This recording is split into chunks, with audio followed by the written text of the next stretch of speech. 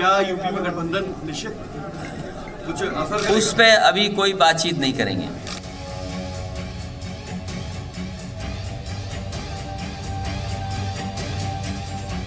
अभी अलायंस बना नहीं, गठबंधन बना नहीं, गठबंधन से पहले लठबंधन शुरू हो गया है।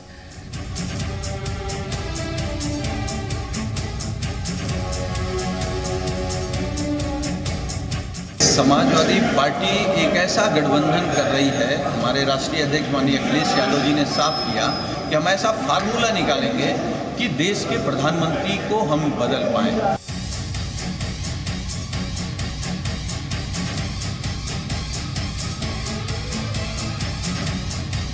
तो जनता दल यू और भाजपा का इन लोगों ने 50-50 बांट लिया। अब 50-50 17-17 है कि 18-18 है कि 19-19 है, इसकी क्या गारंटी है? प्रेस में तो नहीं आया है। मैंने तो कहा ना कि पहले हम 7 सीट पर लड़े थे, 7 सीट जीते थे, आज हमको 7 सीट चाहिए।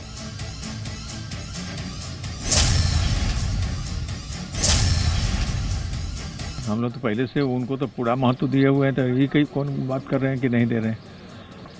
वो तो उनको तो पूरा महत्व पूरे परिवार को मिला हुआ है, इसलिए होगा, बैठ के लोग बात करेंगे, ठीक हो जाएगा। ताल ठोक के शाम 5 बजे बहस इस मुद्दे पर कि क्या 2019 से पहले गठबंधन पर ग्रहण लग गया है। 1 घंटे बाद शाम 6 बजे ताल ठोक के स्पेशल एडिशन में पूछेंगे बंगाल में बीजेपी की यात्रा पर ममता की ब्रेक फेल। लेकिन इस वक्त की बहस उत्तर प्रदेश, बिहार और महाराष्ट्र में गठबंधन की सियासत पर। सूत्रों के मुताबिक उत्तर प्रदेश में समाजवादी पार्टी और बीएसपी ने बिना कांग्रेस गठबंधन करने का फैसला कर लिया है। सीटें तय हो चुकी हैं। सिर्फ रायबरेली और अमेठी की सीट पर गठबंधन कांग्रेस के खिलाफ उम्मीदवार नहीं उतारेगा। 2 सीटें छोड़िए, सिर्फ कोई गठबंधन नहीं। इसका मतलब देश के सबसे बड़े सूबे में जहां पर 80 सीटें हैं, गठबंधन बनाने का कांग्रेस का सपना अधूरा रह जाएगा। और खास बात यह है कि यूपी में मध्य प्रदेश, राजस्थान और छत्तीसगढ़ की तरह कांग्रेस का मुकाबला सीधे बीजेपी से नहीं है। ये बहुत इंपॉर्टेंट चीज है। जहां सीधा मुकाबला वहां तो समझ में आता है, लेकिन जहां रीजनल पार्टीज हैं तो उनको साथ में लेकर चलना बहुत जरूरी अपना अस्तित्व बचाए रखने के लिए था कांग्रेस पार्टी के लिए। यानी कि यूपी में हाथ की सफाई हो जाएगी, ये कहना अब गलत नहीं होगा। 2 सीटें छोड़िए सिर्फ। दूसरी तरफ गठबंधन में गांठ एनडीए में भी आ गई है, साफ तौर पर नजर आ रही है। समझिए, एक तरफ महाराष्ट्र में बीजेपी अपनी सबसे पुरानी सहयोगी शिवसेना को मनाने में जुटी है, तो दूसरी तरफ राजनीति के मौसम वैज्ञानिक कहे जाने वाले रामविलास पासवान, दरअसल मौसम वैज्ञानिक इसलिए कहा जाता है क्योंकि चुनावी मौसम की भविष्यवाणी करते पाला बदलने की महारत हासिल है रामविलास पासवान को। वो भविष्यवाणी कर लेते हैं कि इसकी जाने वाली है सरकार, किसकी आने वाली है, फिर जीत वाली पार्टी में शामिल हो जाते हैं। इसलिए मौसम वैज्ञानिक कहा जाता है राजनीति की भाषा में रामविलास पासवान को। उन्होंने भी 3 राज्यों में बीजेपी की हार के बाद तेवर तल्ख कर लिए हैं, सख्त कर लिए हैं। उपेंद्र कुशवाहा की तरह पासवान की पार्टी ने बीजेपी को जल्द सीटों पर फैसला करने के संकेत दे दिए हैं। ट्वीट किया कि गठबंधन की सीटों को लेकर कई बार भारतीय जनता पार्टी के नेताओं से मुलाकात हुई, परंतु अभी तक कोई ठोस बात आगे नहीं बढ़ पाई। आगे उन्होंने चेतावनी है, इस विषय पर समय रहते बात नहीं बनी तो इससे नुकसान भी हो सकता है। ये चिराग पासवान लिख रहे हैं। इस साल Telugu Desam party, TDP, PDP, RLSP पहले ही एनडीए से अलग हो चुकी है, यानी कि गठबंधन के मामले में एनडीए भी ग्रहण से अब बचा नहीं है। ताल ठोक के बहस इन्हीं गठबंधन गणित पर, गणित से जुड़े सवालों पर 5 बड़े सवाल। सवाल नंबर 1 कि क्या यूपी के महागठबंधन में हाथ की सफाई हो गई? सवाल नंबर 2 कि क्या बनने से पहले ही बिगड़ गया यूपी का महागठबंधन? सवाल नंबर 3 कांग्रेस के लिए अब दिल्ली का रास्ता बंद हो गया क्या? क्योंकि यह कहा जाता है कि दिल्ली का रास्ता जो है, दिल्ली की गद्दी का रास्ता लखनऊ से यूपी से होकर गुजरता है, वो रास्ता तो बंद कर दिया भाई। सवाल नंबर 4 कि क्या कुशवाहा के बाद अब पासवान भी बदलेंगे पाला? ये एनडीए में फूट की खबर आ रही है। और सवाल यह भी कि गठबंधन में गांठ से किसका गणित बिगड़ेगा? ये 5 सवाल रहेंगे बहस के दौरान। हमारे साथ तमाम पार्टी के प्रवक्ता, प्रतिनिधि इस वक्त मौजूद है। हमारे साथ बीजेपी से संबित पात्रा हमारे साथ जुड़ चुके हैं। जेडीयू से मुझे बताया जा रहा है कि डॉक्टर सुनील सिंह मेरे साथ जुड़ चुके हैं। मेरे साथ सुनील चोपड़ा, सीपीएम के लीडर, वो मेरे साथ जुड़ेंगे। समाजवादी पार्टी से भी मेहमान मेरे साथ शिवसेना से दिलीप लांडे साहब हैं, और आशुतोष मिश्रा जो कि पॉलिटिकल एनालिस्ट हैं, कांग्रेस की विचारधारा का समर्थन करते हैं, वो भी मेरे साथ इस वक्त जुड़ चुके हैं। आप सभी मेहमानों का बहुत बहुत शुक्रिया समय निकालने के लिए। लेकिन संबित, सबसे पहली पहला सवाल आप ही से, जब से खबर आई है कि एसपी बीएसपी का गठबंधन हो गया, कांग्रेस उसमें शामिल नहीं है, ये खबर तो ठीक, लेकिन सर मेरे ख्याल से आपके लिए ज्यादा बड़ी खतरे की घंटी एसपी बीएसपी का साथ आना। ऐसा मैं इसलिए कह रहा हूं क्योंकि जी कॉन्क्लेव में, मैं आपको याद दिला रहा हूं, सुधीर चौधरी ने, हमारे जो एडिटर है, उन्होंने सवाल पूछा था अमित शाह से कि अगर ये साथ आते हैं तो क्या संकट बढ़ेगा। और सर, बुरी से बुरी स्थिति में भी जीत का दम भरने वाले अमित शाह, आप लोग, अमित शाह ने उस वक्त कहा कि नहीं संकट बढ़ेगा, मुश्किल तो होगी, तो फिर सर मुश्किल तो अब बढ़नी तय मानिए फिर यूपी में।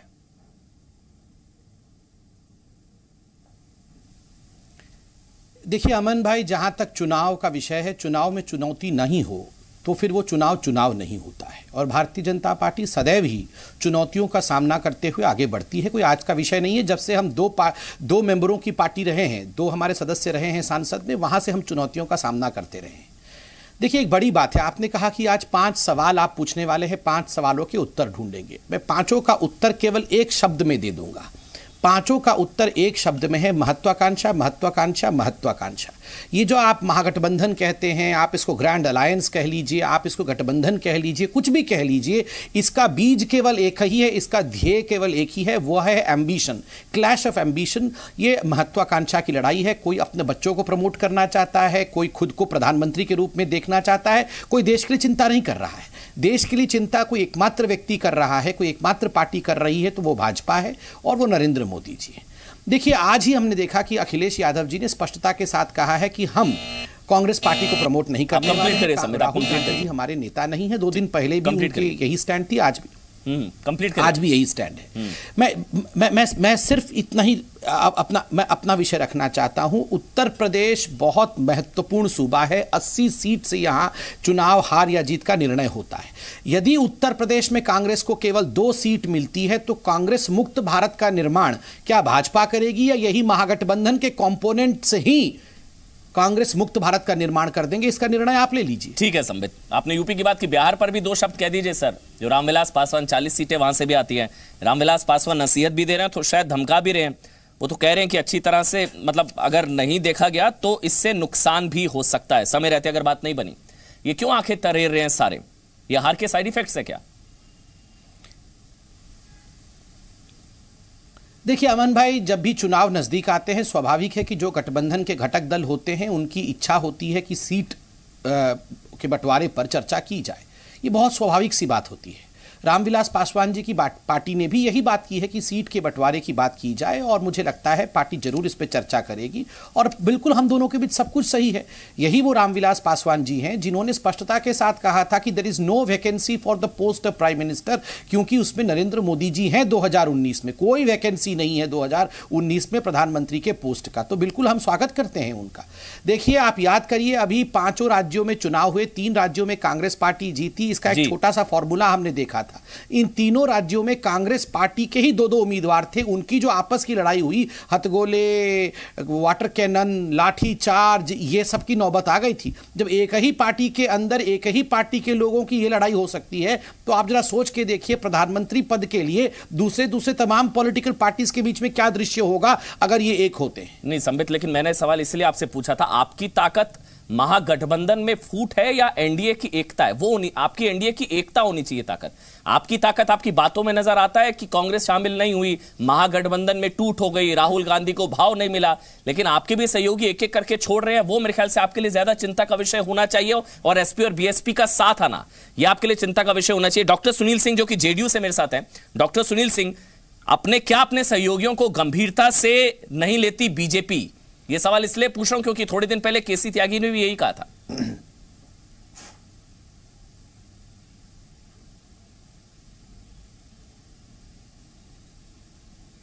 डॉक्टर सुनील सिंह, मेरी आवाज आप तक पहुंच रही है? तो स्पष्ट कर दें कि उत्तर प्रदेश में जो हुआ वो एक पूरी तरह उदाहरण है ये बताने के लिए कि महागठबंधन में सत्ता लोलुप। हाँ, मेरी आवाज जा रही है कि नहीं? जी बोलिए सर, बोलिए। मेरी आवाज जा रही है?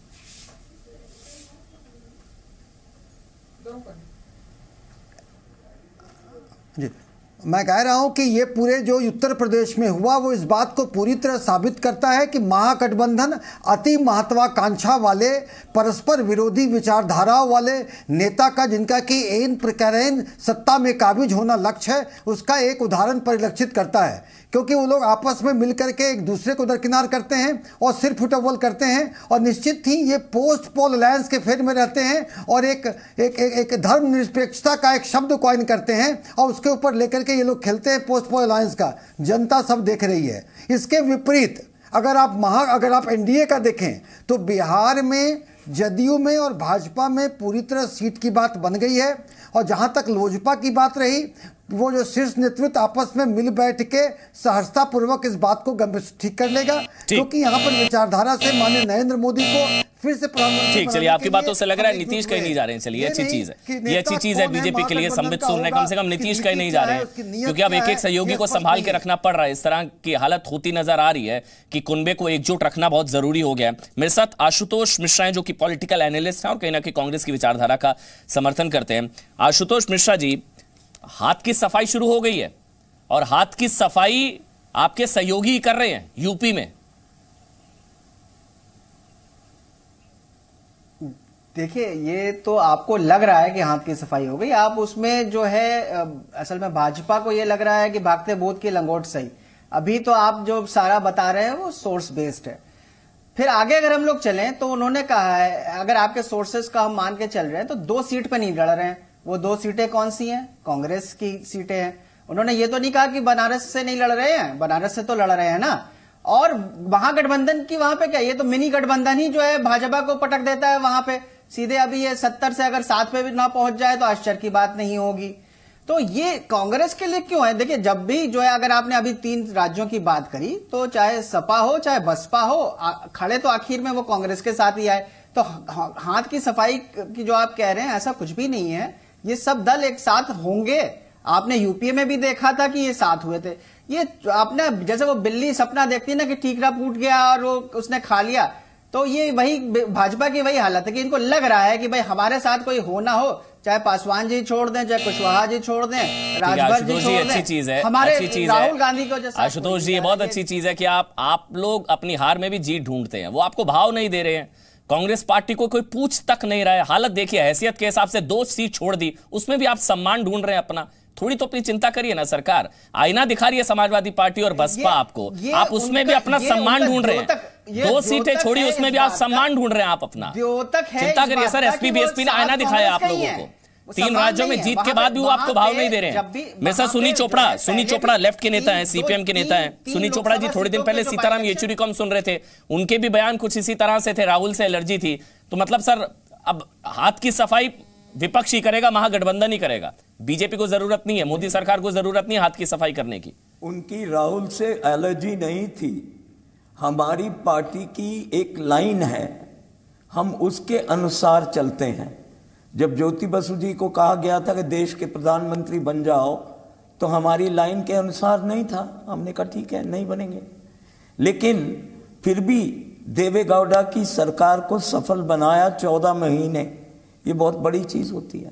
तो मेरा ये कहना है, इस वक्त अभी तो सब्जियां पहुंची ही नहीं हैं। आप तो कह रहे हैं पकवान खाने का क्या होगा, पहले देखें तो क्या आता है।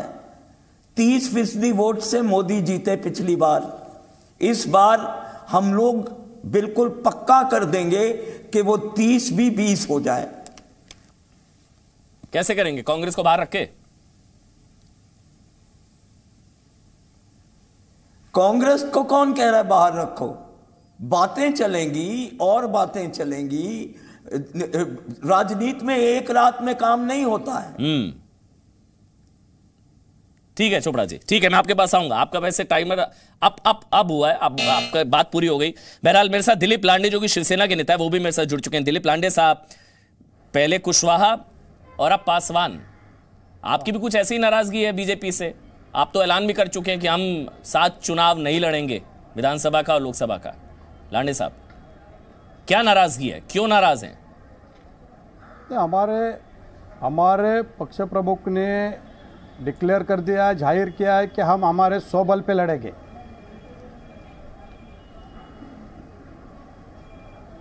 क्यों, बीजेपी से क्या दिक्कत है? आपका तो गठबंधन है, आप लोग केंद्र में भी साथ है, मंत्रिमंडल में भी आप लोग साथ हैं। हमको एक बात सुने, देखिए जो पब्लिक का काम नहीं हुआ, पब्लिक के साथ में हम लोग हैं, हम किसी के साथ में नहीं, हम पब्लिक के साथ में हैं। जो पब्लिक का काम नहीं हो रहा है, जहाँ पे पब्लिक को तकलीफ है, जैसा किसानों का आज तक हालत है, वो किसानों के हालत देखते हुए हम लोग किसानों के साथ में हैं। बीजेपी किसानों के खिलाफ है क्या? भी हो, हमारे युति का राज्य हो तो भी किसानों की जो हालत है, किसानों को जो कहा गया था कि कर्जा माफ किया जाएगा, वो कर्जा माफ नहीं हुआ, तो हम लोग किसानों के साथ है। किसानों के आशीर्वाद से सत्ता आई है, इसलिए जो हमारे महाराष्ट्र के अंदर हो या हिंदुस्तान के अंदर हो, किसी का भी सरकार हो, और जिस पब्लिक को जो वादा किया है वो वादा अगर नहीं पूरा करते हैं तो हम हमारे स्वबल पे खड़े हैं। चलिए ठीक है लांडे साहब, आपने अपनी बात क्लियर की, अब डिबेट ओपन है। संबित पहले आप ही, ये हार के साइड इफेक्ट्स तो नहीं है संबित, कि हर कोई आपको आंखें दिखा रहा है, चाहे पासवान हो, चिराग पासवान, वो आपको जगह दिखा रहे हैं और एक तरीके से धमकाए रहे हैं। उनकी तो भाषा ऐसी है कि नुकसान भी हो सकता है। शिवसेना के नेता बैठे हैं, वो भी देखिए क्या कह रहे हैं। ये हार के साइड इफेक्ट्स हैं क्या? देखिए, शिवसेना के हमारे भाई तो बहुत पहले से इस प्रकार से कह रहे हैं, कोई अभी से नहीं कह रहे हैं। और दूसरी बात मैं कहना चाहूँगा कि शिवसेना का एक तरीका है राजनीति करने का। देखिए, अभी ये कह रहे थे कि हम किसानों के साथ हैं, मगर ये हमारे सरकार में बने हुए हैं महाराष्ट्र में, हमारे साथ हैं, हमारे सरकार के हिस्से हैं, तो इस प्रकार का एक उनका राजनीति करने का तरीका होता है। मैं उस पर टिप्पणी नहीं करूँगा। जहाँ तक एलजेपी का सवाल है, जहाँ तक पासवान जी का सवाल है, पासवान जी ने सीट बंटवारे को लेकर बात कही है, और ये स्वाभाविक बात होती है, किसी भी चुनाव के समय सीट बंटवारे की बात होती है। अभी 4-5 सवाल यहाँ उठे, क्योंकि बाकी प्रवक्ताओं ने भी कहा है। एक तो कांग्रेस के जो समर्थक बन के आते हैं और पॉलिटिकल एनालिस्ट बन के यहाँ पे मिश्रा जी बैठे हुए हैं, उन्होंने कहा कि हम भागते भूत का लंगोट पकड़ने की कोशिश कर रहे हैं। मगर आप तो सोचिए, कांग्रेस के लंगोट का क्या हाल है, कोई उनको लंगोट देने को तैयार नहीं है। और किस प्रकार से कांग्रेस 2014 के बाद से तमाम राज्यों में हारी है। ठीक बात है, अभी 3 राज्यों में आई है, मगर अपने लंगोट की चिंता करनी चाहिए, बाकियों की लंगोट की चिंता अभी मत करिए। इन्होंने कहा कि हम सब भाजपा वाले इंतजार कर रहे हैं कि भाग्य से हमारा बिल्ली के भाग में छीका फटेगा और फिर वो मक्खन दूध पी जाएगी। ये तो बिल्कुल आपके लिए है भैया, आप लोग इंतजार कर रहे हो कि छीका कटेगा। देखिए अमन भाई, ये सभी लोगों को सुन लीजिए, कोई कांग्रेस से नाराज है तो कोई CPIM से नाराज है, कोई BSP से नाराज है, मगर इनका ध्येय केवल एक ही है, मोदी को हटाना है। किसी भी कीमत पे मोदी को निपटना है, उसके बाद आपस में निपटेंगे, उसके बाद देखेंगे किसको बैठाना है। पहले मोदी को हटाना है, फिर देखेंगे किसको बैठाना है। ठीक है, वो मैं आशुतोष से पूछूंगा, लेकिन मुझे आप ये बताइए, TDP गई, PDP को आपने छोड़ा, RLSP गई, मांझी की पार्टी गई, अकाली नरेश गुजराल का भी बयान आया था, सहयोगियों को साथ लेकर चले, वो आपको समझा रहे, नसीहत दे रहे हैं। LJP आपको धमका रही है, JDU, शिवसेना, सर मेरे ख्याल से इतने ही सहयोगी हैं, सारे क्यों नसीहत दे रहे हैं? कुछ तो होगा ना सर। या तो ये मौका परस्त है सारे, सीधे से तल्ख शब्दों में कहूं मैं कि अब चुनाव आ रहा है तो अब जो है पाला बदलने के मूड में है, या तो ये मौका परस्त है या क्या है? क्योंकि सारे JDU, LJP, Akali, Shiv Sena, TDP, PDP, RLSP, Manjhi, Sambit. देखिए, जहां तक पाला बदलने का सवाल है, आप याद करिए कि चंद्रबाबू नायडू जी ने पाला बदला था, वो कांग्रेस के साथ गए थे। क्या हालत हुई उनकी तेलंगाना में, अभी आपने 10 दिनों पहले नतीजे में देखा है। इसलिए ये पाला बदलना कोई नहीं चाहता है, क्योंकि जो कांग्रेस पार्टी का स्पर्श करेगा उसका वही हश्र होगा जो साइकिल पे बैठाने के बाद अखिलेश यादव जी का हुआ था, जो समाजवादी पार्टी की हुई थी। कोई कांग्रेस का स्पर्श नहीं करना चाहता है, क्योंकि कांग्रेस अपने बैगेज के साथ आई है। एंटी इनकम्बेंसी थी हमारे 3 राज्यों में, और पूरे कॉम्पिटिशन में भारतीय जनता पार्टी चुनाव लड़ी और लगभग बराबरी पे आके हम छूटे हैं मध्य प्रदेश में और राजस्थान में। जहां तक बोलिए आप बोलिए, बीच में नाराज हो रहे हैं सर, आप बोलिए, कंप्लीट करिए। आप क्यों इतना परेशान हो रहे हैं? हाँ, देखिए अमन भाई, जहां तक एनडीए का सवाल है, एनडीए मजबूत है। हाँ, मैं बार बार कहता हूं कि चुनाव में जब नजदीकी आती है, चुनाव के डेट्स जब आते हैं, तो सीट के बंटवारे को लेकर बहुत चर्चा होती है। हमारे यहां भी हो रही है, वो हम सॉल्व कर लेंगे, 2-1 सीट ऊपर नीचे का विषय है। मगर यहां कांग्रेस पार्टी के अस्तित्व का विषय है। हमारे यहां 2-1 सीट ऊपर नीचे, 3 सीट अधिक दे देंगे, 3 सीट कम देंगे, यही है ना। ज्यादा से ज्यादा 5 सीट हो जाएगा। मगर आप कांग्रेस की बात सोचिए, एक ही राज्य में 80 सीट, उत्तर प्रदेश में 80 सीट, बंगाल में आप पूछिए जरा, बंगाल में क्या ममता बनर्जी सीपीआईएम को सीट दे देगी? बंगाल में क्या ममता बनर्जी कांग्रेस को सीट दे देगी? बिल्कुल नहीं देंगी। चंद्रबाबू नायडू जी का तो हाल आपने देखा ही था।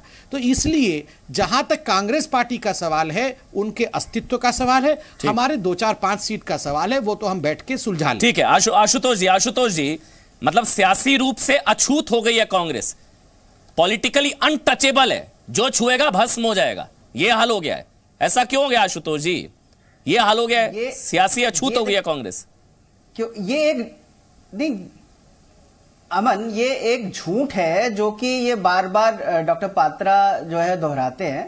आप मध्य प्रदेश और छत्तीसगढ़ में देखिए, मध्य प्रदेश में खासकर देखिए, सपा और बसपा दोनों कांग्रेस के साथ आ गई, पोस्ट पोल अलायंस हो गया। कर्नाटक में पोस्ट पोल अलायंस हो गया। चुनाव नहीं लड़े। तो ये कहना कि आशुतोष जी, अगर सियासी अछूत नहीं होती कांग्रेस तो साथ में मिलकर चुनाव लड़ते। तो अभी साथ में मिलकर चुनाव नहीं लड़े, बात करते हैं, गठबंधन नहीं हुआ, बात करते हैं, अखिलेश ने भी साइकिल से उतारा, गठबंधन नहीं हुआ। नहीं, ये देखिए, गठबंधन की कहानी अमित शाह जी ने चालू करी थी कि भाई ये जो है सब कुत्ता कुत्ते एक पेड़ पे चढ़ जाएंगे। अब वो इनकी कहानी नहीं सच हो रही तो ये जाने ना, अभी तो बाद में तो सब जो है कांग्रेस के साथ लोग हो ही जाते हैं। अच्छा, ये बार बार बात करते हैं मोदी जी की। अभी अगर हम लोग जो इलेक्शन खत्म हुए हैं उनमें देखें तो 70% से ज्यादा जगह जहां पे जाके मोदी जी ने जो है चुनाव प्रचार किया, वहां पे जो है भाजपा हार गई है। तो अब ये कहानी सुनाना बंद होनी चाहिए कि ये जो है मोदी वर्सेस रेस्ट। आशुतोष जी, मैं आशुतोष जी, चाहे वो किसानों की हो, चाहे जॉब, संबित में आ रहा हूं, संबित आप काउंटर करना चाह रहे हैं, संबित 30 सेकंड दीजिए। आशुतोष जी, यूपी में देखिए ना, हम लोगों को ये सिखाया जाता है, समझाया जाता है पॉलिटिक्स में कि दिल्ली का रास्ता यूपी से होकर गुजरता है लखनऊ। अब लखनऊ का दरवाजा तो आपके लिए बंद कर दिया सर, जिस तरह मध्य प्रदेश में कमलनाथ ने यूपी और बिहार के लोगों का दरवाजा बंद कर रहे थे ना, वो यही जवाब दिया शायद उन्होंने। अब यूपी और बिहार में कांग्रेस का दरवाजा तो बंद कर दिया, तो फिर कैसे पहुंचेंगे दिल्ली जब यूपी का रास्ता बंद है? ये आपको लग रहा है, ये आपको लग रहा है, ऐसा कुछ भी नहीं होने वाला है। क्या लग रहा है? 2 सीटें दिए कह रहे, लग रहा है कुछ भी नहीं होने वाला है। जो आप कह रहे हैं कि यूपी का रास्ता नहीं बंद होगा। चलिए ठीक है संबित, बिल्कुल ठीक है, संबित काउंटर। अभी इलेक्शन में बहुत देखिए, अभी मेरे मित्र आशुतोष मिश्रा जी कह रहे थे कि मोदी जी जहां गए वहां चुनाव हार गए, अब तो मोदी जी का कोई विषय ही नहीं रह गया, अब तो राहुल गांधी बल्ले बल्ले हो गया। मैं इनसे बहुत विनम्रता से कहूंगा, अगर ऐसी बात है तो अकेले चुनाव लड़ लीजिए ना, ये महागठबंधन की क्या आवश्यकता है? अगर आपके अनुसार मोदी जी इतने कमजोर हो गए, भारतीय जनता पार्टी समाप्त हो गई, राहुल जी बल्ले बल्ले हो गए, आप अकेले चुनाव लड़ लीजिए। ये सारे लोग मिलकर हाथ पकड़ना, बार बार सर में कंप्लीट करने उसके बाद बोल लीजिएगा। ये सारे लोग मिलकर हाथ पकड़ना, हाथ उठाना, फोटो खींचना, फिर डिबेट करना, इसकी आवश्यकता क्या है? देखिए, मैं इतना ही कहना चाहता हूं अमन भाई कि ये जो हाथ उठा के फोटो खींचते हैं, ये केवल फोटो ऑप महागठबंधन है। हर स्वेरिंग इन सेरेमनी में जाके हाथ पकड़ के हाथ उठाएंगे। पहले तो सारे लोग गए थे, इस बार स्वेरिंग इन सेरेमनी में अखिलेश जी और मायावती जी नदारत हैं। आप देखते जाइए धीरे-धीरे कैसे करके हर कोई अपना दामन कांग्रेस पार्टी से छुड़ा रहा है। ठीक, चलिए सुनील चोपड़ा, ये सियासी रूप से अछूत हो गई है क्या कांग्रेस? चाइना को पकड़ के कैसे? सुनील चोपड़ा जी, क्या दिक्कत क्या है कांग्रेस पार्टी से? भाई 3 राज्यों में इतनी अच्छी परफॉर्मेंस रही है, फिर भी वो क्वालिफाई नहीं कर पा रहे महागठबंधन के लिए। इतनी बुरी है कांग्रेस, या डर लगता है कांग्रेस से, राहुल गांधी से? पार्टी से दिक्कत नहीं है, किसी को कांग्रेस पार्टी से दिक्कत नहीं है, ना डर है। अब लोग ये तय करेंगे कि कितनी सीटों में कौन सी ताकतों को मिला के बीजेपी को हराया जाए, जिसके बाद तय किया जाए कि गठबंधन का क्या रूप होगा। आप लोग आपस में हरा रहे हैं चोपड़ा साहब, आप लोग आपस में हराने पर तुले हुए हैं, कैसे हराएंगे? आप देखिए ना, आपस में सिर्फ टवल हो रहा है। एसपी बीएसपी समाजवादी पार्टी ने साइकिल से उतार दिया राहुल गांधी को। हाल देखिए क्या हो रहा है। देख लिया क्या हुआ। चोपड़ा साहब कैसे हराएंगे? आप देखिए ना, आप लोग आपस में लड़ रहे हैं। देख लिया क्या हुआ। आप लोग आपस में लड़ रहे हैं। यूपी में जितने भी चुनाव हुए हैं, बीजेपी हारी, गोरखपुर से लेके कैराना तक।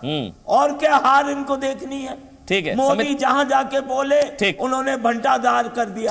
ठीक, डॉक्टर सुनील सिंह, समित 30 सेकंड, समित 1 मिनट, मैं डॉक्टर सुनील सिंह के पास पहले जा रहा हूं। डॉक्टर सुनील सिंह, आपको लगता है कि कहीं ना कहीं यूपी में तो कड़ी टक्कर मिलेगी? अभी सुनिए, एक मिनट संबित, एक मिनट, कम से कम यूपी में तो कड़ी टक्कर मिलेगी। वो 93 में मुलायम कांशीराम हवा में उड़ गए, जय श्री राम वो नारा आया था, मोदी लहर से बड़ी राम लहर थी, उस वक्त भी हरा दिया था। आज ये दिन भर सोशल मीडिया पर ट्रेंड कराने की कोशिश की जा रही थी, तो यूपी में तो राह मुश्किल हो जाएगी।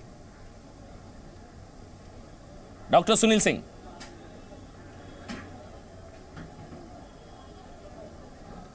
देखिए अमन जी, जनता के सामने यह स्पष्ट है, जैसा सुनीत चोपड़ा जी ने कहा, कि इनके पास कोई सकारात्मक एजेंडे नहीं है। एजेंडा नकारात्मक है कि भाजपा को हटाओ, अब बाद में आपस में हम लोग सत्ता का उठक पटक कर लेंगे। तो ये कोई सकारात्मक कोई एजेंडा लेकर के जनता के पास नहीं जा रहे हैं। और जनता देख रही है कि दूसरी तरफ एनडीए की स्थायित्व सरकार, जो कि राष्ट्रीयता को और विकास के नाम पर विकास करेगी और सकारात्मक मुद्दे को लेकर जा रही है। इनका जो विपक्ष को सुनील चोपड़ा ने खुद कहा कि है कि एन केन प्रकारेन भाजपा को हराओ और हम लोग अपनी कुश्ती बाद में करेंगे। इसका स्पष्ट नमूना उत्तर प्रदेश का है। उत्तर प्रदेश के अखिलेश यादव जी ने पिछले चुनाव में कांग्रेस के साथ थे, आज कांग्रेस को धत्ता बता दिया।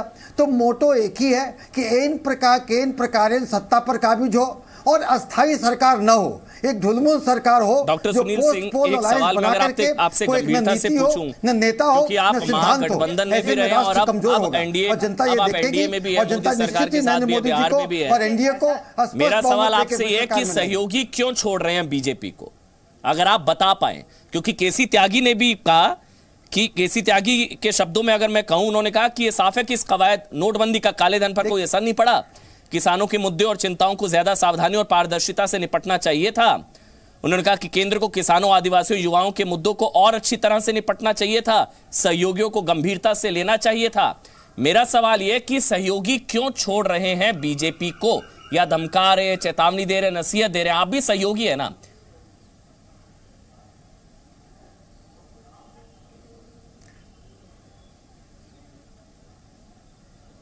देखिए, जहां तक भाजपा के साथ जदयू के संबंध है, भाजपा हमारा पुराना साथी है और हमें गठबंधन धर्म निभाना आता है और परिवार में चर्चा होती है, चर्चा होनी भी चाहिए, लेकिन परिवार के साथ जो चर्चा होगी निश्चित ही भाजपा और जदयू में हो चुका है। रामविलास पासवान जी से भी बात होगी और शीर्ष नेतृत्व आपस में मिल बैठ करके बातें तय करेगा। और जहां तक जदयू का सवाल है और इसके साथ ही जो केसी त्यागी जी का बयान है, तो परिवार में चर्चाएं होती हैं और होनी चाहिए। ठीक है संबित, ये परिवार की चर्चा है, लेकिन अब पब्लिक स्पेस में आ गई है सर। अगर परिवार में चर्चा होती तो पब्लिकली ट्वीट नहीं करते पासवान। और क्या ठीक है सुनील चोपड़ा जी, एक मिनट रुकिए आप। सुनील चोपड़ा जी एक मिनट रुकिए, मैं आपके पास आऊंगा सर। संबित चलिए।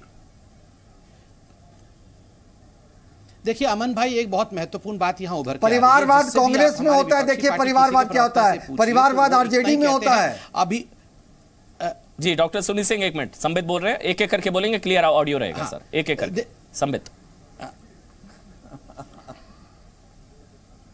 देखिए अमन जी, मैं एक बात यहां निष्कर्ष के रूप में उभर के आ रहा है, इस पूरे डिस्कशन के रूप में निष्कर्ष ये निकल के आ रहा है कि किसी भी कीमत पे मोदी को हटाना है, बाद में हम देख लेंगे हम किस प्रकार से आगे चलेंगे। इसको मायावती जी ने प्रेस कॉन्फ्रेंस पे स्पष्टता के साथ कहा था कि हमें मजबूर सरकार चाहिए, मजबूत सरकार 2019 में नहीं चाहिए। आप बताइए अमन जी, आप भी एक देश के युवा हैं, हम लोग जितने लोग यहाँ बैठे हुए हैं हिंदुस्तान का भला चाहते हैं। मजबूर सरकार हिंदुस्तान का भला कर सकती है या एक डिटरमाइंड और मजबूत सरकार हिंदुस्तान का भला कर सकती है? देवेगौड़ा जी को मैं सम्मान करता हूं, मगर देवेगौड़ा जी का वो प्रधानमंत्रित्व का काल हम सबको याद है, किस प्रकार से हिंदुस्तान गर्त में चला गया था, अस्पष्टता, अस्थिरता किस प्रकार पूरी तरह से हिंदुस्तान को जकड़े हुई थी। आज हमें स्टेबिलिटी चाहिए, आज हमें पॉलिटिक्स ऑफ परफॉर्मेंस चाहिए, नकारात्मकता नहीं चाहिए। दूसरी बात, यहां कैराना की बात की गई, सुनीत जी सुनिए, यहां कैराना की बात की गई, यहां बंगाल की बात की गई। कैराना में और गोरखपुर में तो कांग्रेस अलग होकर लड़ी थी, वहां कांग्रेस जमानत जब्त हुआ था। कैराना में आप सब लोग इकट्ठे हुए थे, मगर 2 सीटों पर इकट्ठा होना और पूरे भारतवर्ष में उसको एक्सट्रापोलेट करना, यह बहुत फर्क होता है। तीसरी बात, एक बड़ी बात मैं कह दूं, यहां पे सुनीत भाई बैठे हुए हैं। सुनीत जी, बंगाल में सीपीआईएम का बचा खुचा थोड़ा बहुत अस्तित्व है। यही वो बंगाल है जहां पर अधीर रंजन चौधरी जब कांग्रेस पार्टी के अध्यक्ष थे, उन्होंने कहा कि हम ममता बनर्जी के साथ एक साथ गठबंधन नहीं करेंगे, हम सीपीआईएम के साथ गठबंधन करेंगे और हम दोनों का मर्जर करके वहां पर एक ऑफिस बनाएंगे, सीपीआईएम प्लस कांग्रेस ऑफिस। उनको कांग्रेस पार्टी ने निकाल दिया, कांग्रेस पार्टी ने उनको कांग्रेस पार्टी के अध्यक्ष के पद से निकाल दिया। और आज लड़ाई हो रही है कि या तो वो सीपीआईएम के साथ जाएंगे या ममता बनर्जी तृणमूल कांग्रेस के साथ जाएंगे। आप बता दीजिए, आप किसके साथ जाएंगे, ममता जी के साथ या कांग्रेस के साथ? सुनील चोपड़ा जी। सुनील चोपड़ा, कौन अछूत, ममता या राहुल? मेरा ये कहना है साधारण तरीके से, हमारा काम है हिंदुस्तान में जनतंत्र को बचाना।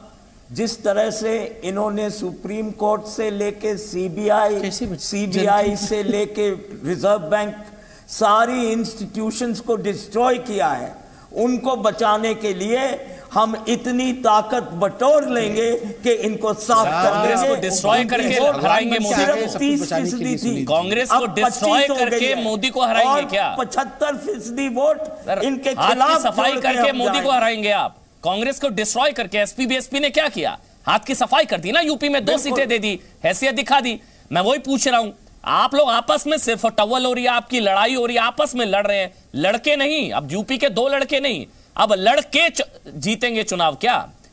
आपस में कांग्रेस को रौंद कर मोदी को हराएंगे क्या सर? ये बताइए ना। आप शेरों का गुट देखिए, छोटे छोटे शेर आपस में लड़ते हैं, लेकिन अंत में शेरों का जब वो कुछ खाने जाते हैं तो इकट्ठे लड़ते हैं। ये शेरों को देखिए रे, क्या बोल रहे हैं, सब शेर बन गए हैं।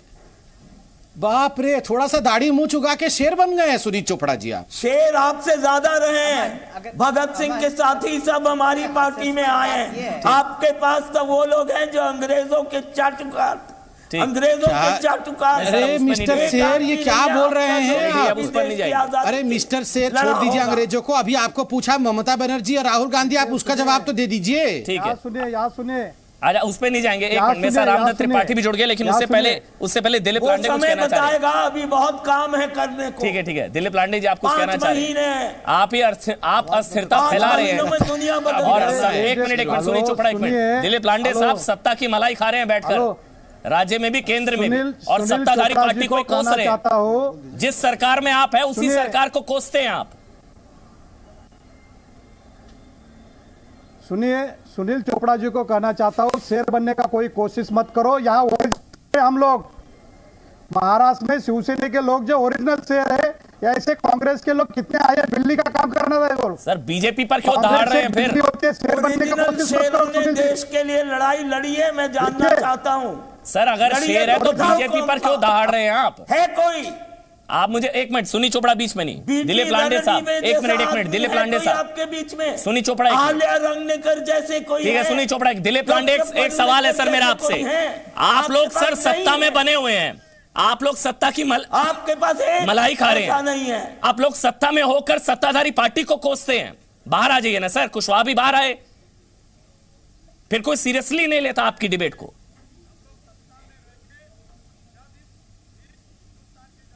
दिलीप लांडे साहब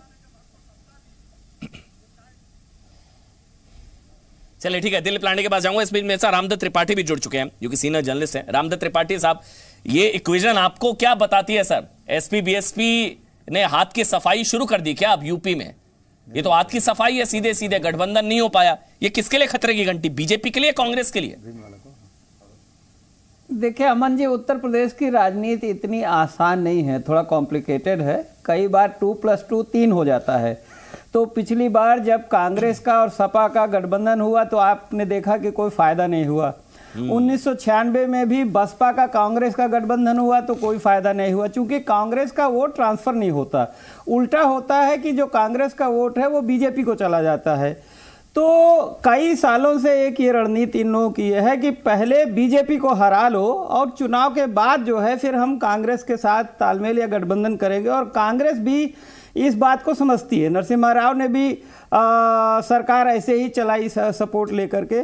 तो अभी जो गठबंधन हो रहा है वो सपा, बसपा, अजीत सिंह का लोकदल, उसके अलावा निषाद पार्टी है। हो सकता है जैसा कि आप कह रहे हैं कि बीजेपी के भी कुछ छोटे छोटे दल इनसे हट जाए, जैसे ये वो जो अपना दल भी हट सकता है, ओम प्रकाश राजभर भी हट सकते हैं, ओम प्रकाश राजभर भी हट सकते हैं। तो सामाजिक न्याय की ताकतों को इकट्ठा ये इंपॉर्टेंट है जो रामदत्त त्रिपाठी बता रहे हैं कि पहले हरा लो फिर बाद में मिल जाएंगे। यही कर्नाटक में किया, यही राजस्थान, मध्य प्रदेश, छत्तीसगढ़ में किया।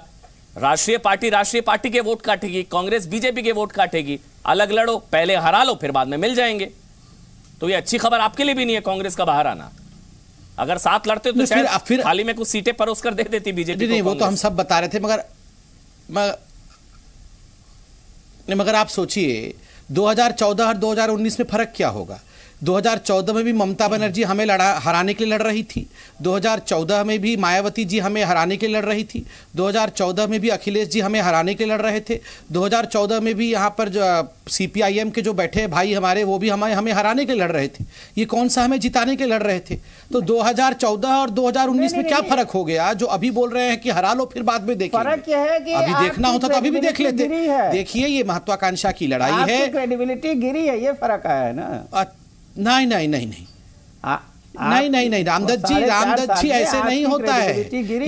नहीं, इनकी क्रेडिबिलिटी बहुत ऊंची हो गई है। नहीं रामदत्त जी सुनिए, नहीं रामदत्त जी हमारी क्रेडिबिलिटी गिर गई, इनकी क्रेडिबिलिटी आसमान छू गई। नहीं इनकी क्रेडिबिलिटी राजस्थान, सुनिए ना रामदत्त जी, सुनिए मेरी बात सुन लीजिए। राजस्थान में आप 25 जीत। सुनिए रामदत्त जी, मैं इसका जवाब देता हूँ।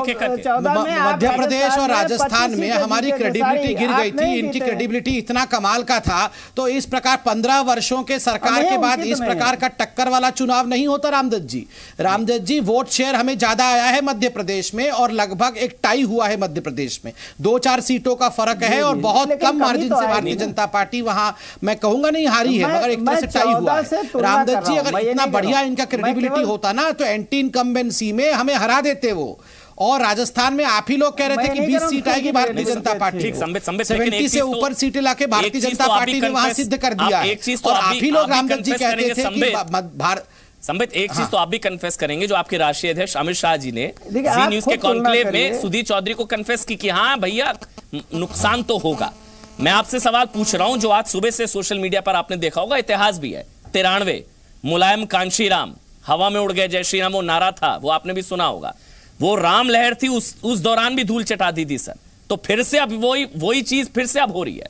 तो ये खतरे की घंटी तो है ना। SP BSP छोड़िए कांग्रेस, SP BSP का मिलना यह आपके लिए खतरे की घंटी है sir. They have nothing to lose. आपके पास तो 73 हैं।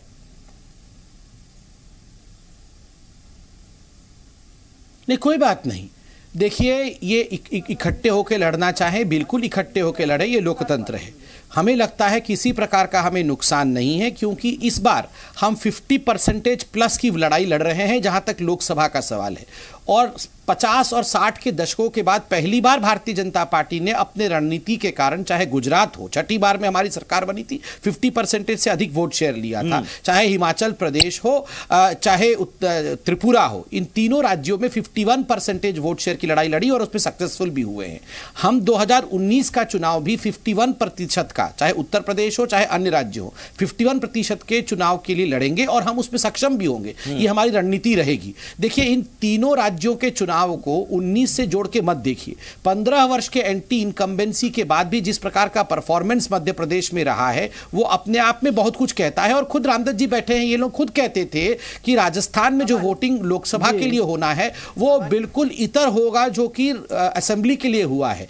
लोकसभा में मोदी जी के नाम पर बहुत बड़े तरीके से लोग वोट करने वाले हैं। राजस्थान में आप लोगों ने खुद कहा था। और 2003 में तीनों राज्यों में बीजेपी आई थी, 2004 में कांग्रेस आ गई थी, यूपी आ गई थी। तो वो रिफ्लेक्शन होगा 2004 में नहीं हुआ था, वो नहीं कहा जा सकता। लेकिन एक चीज तो है, सुनी चोपड़ा आपसे मेरा सवाल है, कुछ कांग्रेस के समर्थक, कुछ कांग्रेस के नेता आज ये कह रहे थे कि राहुल गांधी को हल्के में लेने की गलती बीजेपी ने की। अब राहुल गांधी को हल्के में लेने की गलती महागठबंधन के कुछ सहयोगी ना करें, वो एक तरीके से चेता रहे थे। हल्के में ना लें आप लोग कांग्रेस को। मेरा ये कहना है कि जब हम देश के जनतंत्र के लिए लड़ रहे हैं, देश के संविधान के लिए लड़ रहे हैं, देश की जो व्यवस्थाएं हैं इतने सालों से जिन्होंने हमें जनतंत्र रखा है उसके लिए लड़ रहे हैं, हम किसी भी चीज को हल्के में नहीं लेंगे। तो सर आप बताइए ना फिर कितनी सीटें देंगे सीपीआई लेफ्ट को, टीएमसी को, कांग्रेस को, बता दीजिए फिर देंगे नहीं देंगे, या आप भी यही एसपी बीएसपी की तरह करेंगे? क्या करेंगे? ये टाइम नहीं है, पहले बैठेंगे। अच्छा, देंगे नहीं ये तो बता दीजिए, देंगे या नहीं देंगे? अभी 5 महीने तो है ही है। नहीं देंगे या नहीं देंगे ये तो बता दीजिए। अमन भाई, इनके पास कितनी सीटें हैं जो ये दे देंगे? इनके पास तो कहीं भी सीट ही नहीं है, तो ये देंगे क्या? छाती के करीब रखेंगे। आप बताइए मत देना, आपके पास तो है ही नहीं सीटें, हम जानते हैं, तो आप कहां से दे देंगे? नहीं, अलायंस होगा तो कांग्रेस के लिए कुछ छोड़ेंगे? बताइए, कमाल है अमन भाई, इनके पास है क्या जो आप इनकी झोली से देंगे देंगे करे जा रहे हैं सुबह से? एक हिमाचल में सीट ये देंगे कहां से? बात कर रहे हैं? कितना है तो इनसे पूछ, ये तो लेने के लिए बैठे हैं। काफी होता है। अरे ये तो लेने के लिए बैठे हुए, देंगे क्या? सब्जी में नमक एक चुटकी काफी होता है, देख लेना आपका भविष्य क्या होगा। ओ ये नमक है, अच्छा शेर नमक बन गया है थोड़ी देर में। 5:30 बजे शेर थे और 5:40 को नमक बन गए हैं, कमाल है। शेर और नमक एक ही चीज होते हैं, ज्यादा नमक खाओगे तो आप बीमार हो जाओगे। चलिए ठीक है, आशुतोष जी बढ़ जाएगा। भगवान, सुनीत चोपड़ा जी, आपके पास महागठबंधन के लिए कुछ भी नहीं है, तो इसलिए नमक खेल रहे हो, कुछ नहीं होने वाला है। पात्रा पूछ रहे थे आशुतोष, सबको कांग्रेस से एलर्जी पहले डॉक्टर पात्रा पूछ रहे थे कि 2014 और 2019 में फर्क क्या है?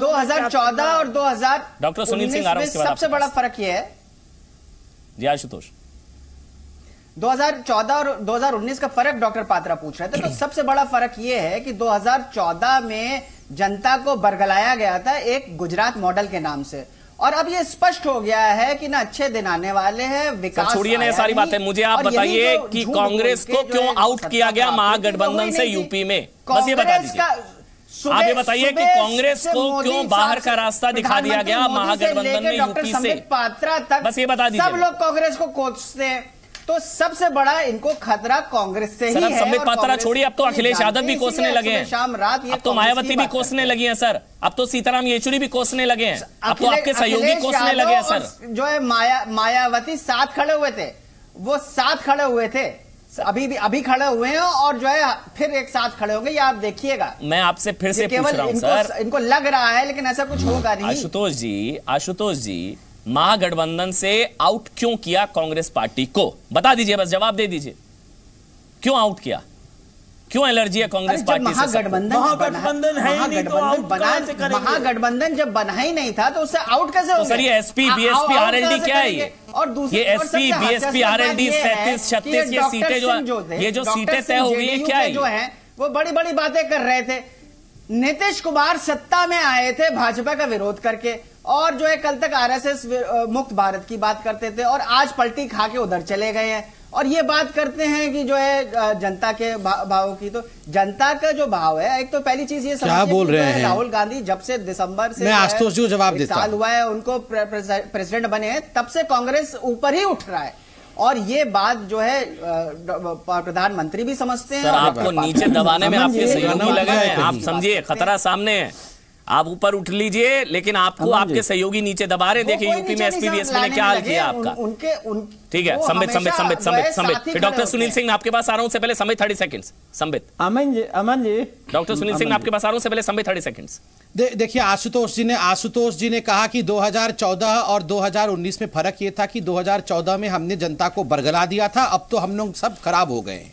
देखिए आशुतोष जी, अगर इतना ही आप लोगों को कॉन्फिडेंस है कि अब तो एकदम भारतीय जनता पार्टी में कोई दम नहीं है, तो आप आज ऐलान कर दीजिए कि अकेले के दम पे ही हरा देंगे। ये आप सारे लोग मिलके किसी भी कीमत पे हराना है, मगर अभी स्ट्रेटेजी नहीं बताएंगे, सीट नहीं बताएंगे, मगर हम सब मिलके कोशिश कर रहे हैं। तो ये मिलके कोशिश क्यों कर रहे हैं भैया? महागठबंधन की क्या आवश्यकता? हम तो इतने बुरे हैं, आप अकेले हरा दीजिए।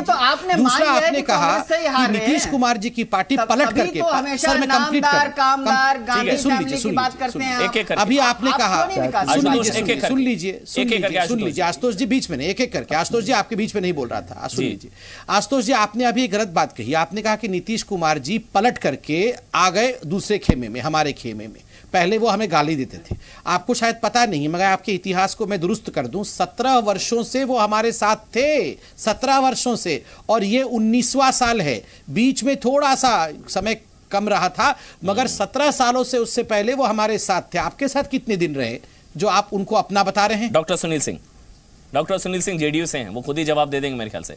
डॉक्टर सुनील सिंह। तो वो आशुतोष मतलब ही यार किसके? आशुतोष जी 1 मिनट, डॉक्टर सुनील सिंह। जैसा कि मिश्रा जी कह रहे थे कि जनादेश का उल्लंघन किया जदयू ने, तो मैं उन्हें बता दूं कि जनादेश था भ्रष्टाचार रहित ईमानदार सरकार की, जनादेश था न्याय के साथ विकास की, जनादेश था महिला सशक्तिकरण का, जनादेश था कानून का राज का, जनादेश था सात निश्चय का। जनादेश भ्रष्टाचारियों को साथ देने के लिए नहीं था। जनादेश एक ही परिवार को हजारों करोड़ की संपत्ति कराने का नहीं था। जब मामला भ्रष्टाचार का आया तो हमने वहां गठबंधन तोड़ा और आज वही जनादेश पर हम एनडीए के साथ हैं।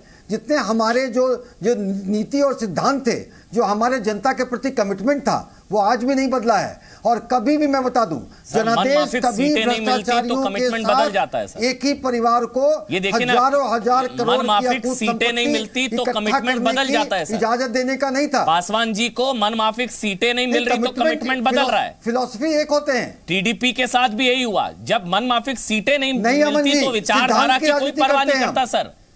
रामविलास पासवान मौसम वैज्ञानिक कहे जाते हैं सर। करते हैं अमन जी, चुनावी मौसम भाप कर पाला बदलने में पीएचडी हासिल है उनको। और जब आपकी बात पासवान जी पाला बदलने के मूड में आएंगे ना, तो सर समझ लीजिए क्या हवा किस तरह बह रही है। नहीं मानता डॉक्टर जी, बताइए। देखिए माननीय नीतीश कुमार जी, देखिए माननीय नीतीश कुमार जी नीतियों की और सिद्धांतों की राजनीति करते आए हैं। सरकारें जो महागठबंधन में जिस सिद्धांत पर चल रही थी और जो जनादेश जो प्राप्त था जिस सिद्धांत के लिए, आज भी वही सब मामले हैं। वही सात निश्चय है, वही न्याय के साथ विकास है, वही भ्रष्टाचार रहित सरकार है, वही कानून का राज है। मायने सत्ता गठबंधन किनके साथ तो फाइन फर्क नहीं पड़ता, जनता से जो हमारा कमिटमेंट है वो वही रहता है। चलिए ठीक है, जाते जाते ठीक है, बहुत बहुत शुक्रिया आप सभी का। जाते जाते संबित एक निचोड़ इसका ये कहा जा सकता है, वो कहते हैं कि अपने दुख से ज्यादा दूसरे के दुख पर खुशी होती है। मतलब आपके सहयोगी टूट रहे हैं या छूट रहे हैं, उसके दुख से ज्यादा दूसरे के टूटने का सुख है वो हावी पड़ जाता है, वो आपके गम पर हावी पड़ रहा है, आप उस चीज से खुश है। कम से कम वहां टूट फूट हो रही है, अपने छूट रहे हैं वो हम संभाल लेंगे। नहीं, मैं तो उसको, ये जो आपने कहावत मेरे ऊपर लागू किया है, मैं इनको बाकियों पे लागू करता हूं। क्योंकि अपने सुख से ज्यादा कि देश के लिए सकारात्मक कोई एजेंडा हो, उससे ज्यादा दुखी ये मोदी जी से हैं कि मोदी जी ने करप्शन के खिलाफ काम कर दिया, देश को आगे लेने का काम किया, तो किसी भी कीमत पर मोदी को हटाना है, बाद में हम आपस में निपटेंगे। ये तो पूरी कहावत इनके ऊपर लागू होती है। अच्छा, चोपड़ा जी का एक बार ऑडियो दे दीजिए, बहुत देर से कुछ कहना चाह रहे हैं। सुनी चोपड़ा जी, कहिए आप, कहिए सर। हाँ कहिए सर, हाँ कहिए सर। सुनी चोपड़ा जी, आप बहुत देर से कहना चाह रहे हैं। ये कह रहे हैं अरे शेर और नमक बनने के बाद आप क्या बनना चाहते हैं चोपड़ा जी? 30,000 करोड़ का है कम से कम, इसीलिए पार्लियामेंट में। अरे भैया, इंडिया का ही सुप्रीम कोर्ट है, चाइना का सुप्रीम कोर्ट नहीं है मेरे भाई। अरे आपने इस देश का नमक खाया है, सुप्रीम कोर्ट की कदर करिए शेर भाई। चलिए ठीक है सर, बहुत बहुत शुक्रिया सर। संबित आपका बहुत बहुत शुक्रिया। सुनील चोपड़ा जी, आशुतोष जी, डॉक्टर सुनील सिंह आपका। और आपको माफी मांगनी पड़ी, आपने कहा टाइपिंग एरर हो गया है। चलिए ठीक है, झूठ मत बोलिए सर। टाइपो कई बार हुआ है सर। विदेश मंत्री ने पुर्तगाल का भाषण पढ़ दिया था सर, याद होगा, यूपीए के जमाने में, वो भी टाइपो था सर। बहुत बहुत शुक्रिया आप सभी का। ताल ठोके देख रहे थे।